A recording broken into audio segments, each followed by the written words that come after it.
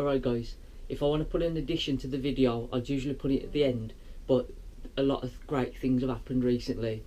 My YouTube play button video, I shared that on Twitter, and Linus Tech Tips, who I actually made one for, he saw it and he shared it on Twitter, which got me a lot more subscribers and viewers. But then also I was mentioned on Vsauce too. Now, if you don't know Vsauce, it's like one of the biggest channels on YouTube. They've got millions of subscribers. They highlight loads of different people, like artists and musicians and builders, creators, and like I said, I was mentioned on that. I'll leave a link in the description to that video if you want to check it out. I get mentioned around the 4:40 mark, but that video has increased my subscribers so much. I was on like 980 something before they put the video up, and now I'm on over 1,300. I can't believe it, to be honest with you. I'm still in shock that I was even considered for it. But anyway, that's it. I'll get on to the normal while the glue dries video now. I just wanted to add that to it. Thanks everyone for watching again. Alright guys, I know it's been a long time since I last done an update, but there's been a lot going on behind the scenes.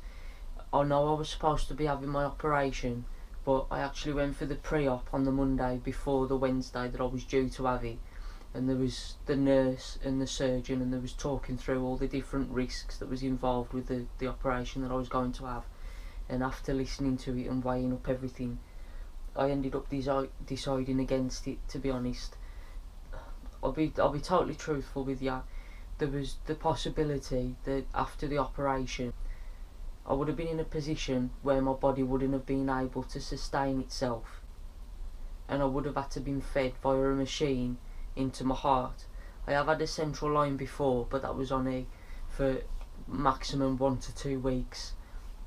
When I was last in hospital, that was as well. But I couldn't take the risk. I couldn't live like that for the rest of my life, being totally honest with you.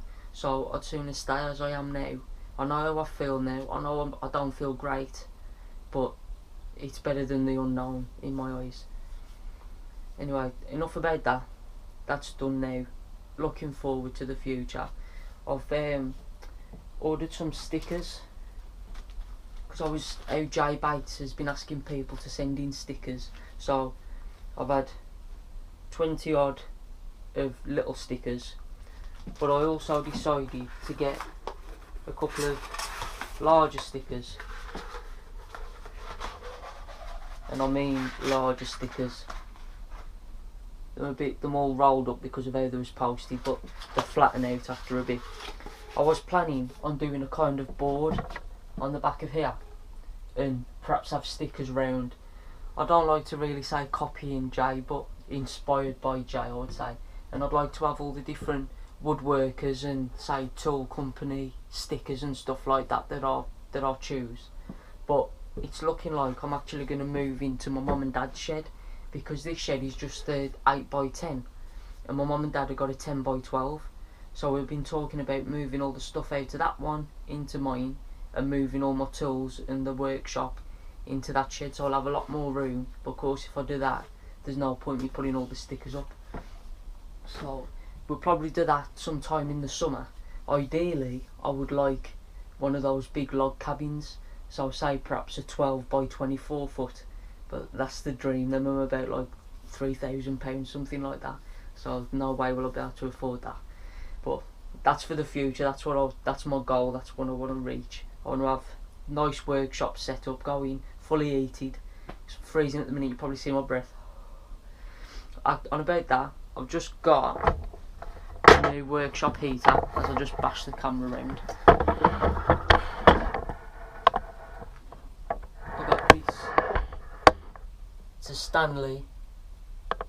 I thought, looking at it, that it would be really noisy, but really it's just like a quiet hum. It does sound, I'll switch it on, it sounds louder on camera, but trust me, in person you hardly notice that, and especially when you got the tools going. But it takes the chill off the air. Obviously I haven't got it on while I'm doing my video, and if I'm wondering what I'm doing with this, I've got the GoPro camera so I can see what the camera's looking at, so I don't chop off my head like something like that. I won another competition if you follow me on Facebook, you'll see all the things that I get up to and everything. But there was a competition that Rust-Oleum was running, and they put up that I had to comment on a video, or it was comment and like a video or something like that, and I'd done it and I completely forgot about it, and then I got a message on Twitter saying that I'd won the competition, and it was £250 worth of Rust-Oleum paints and stuff. So I sent the email off for the different things that I'd like, so then we'll be coming out, and I think I might do an unboxing of them just to go through the different things that I've picked and what I'm planning to do with them. I've got a couple of ideas that I want to do, and I've been doing smaller projects recently, but that was because I wanted to get a few quick builds done before I thought I was going into hospital. But now that I'm not, I want to do some bigger projects. So definitely I want to do a coffee table to use those hinges that I wanted to use when I made the little workbench for Sterling's pallet challenge, and of course it didn't fit. But those hinges, I want to lift up coffee table so I can use my laptop, because I use it in the front room mainly and it's just on a little table at the minute. So I want to do that. And also the new table saw that I've got, the room, I'm thinking to get rid of my router table and incorporate it into my table saw. But I'm going to completely take the legs off the table saw. I'm thinking of even removing the tabletop to the table saw and creating my own smooth, flat, one surface table saw, router on the side, storage, everything like that. I'm in the planning phase at the minute, but I hope to get that done pretty soon, so I hope you'd enjoy seeing that.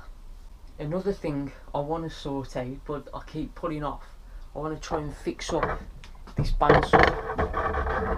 It's a 14-inch bandsaw, and I got it second hand. But the problem is, this is the current like wheel hinge, I don't upper wheel assembly. I'm not 100% sure what the correct term is for it, but as you can see, the bottom portion of it is completely sheared off, and it was like that when I brought it, so I can't adjust the pivot of the top wheel so the blade wouldn't track correct. So I ordered a replacement, but I've got to try and get the pins out of the original to replace this part, and for the life of me I can't get it out. I think I'm going to have to drill it out, but if you've got any ideas of a way that I could remove them, I think them completely rusted in, to be honest.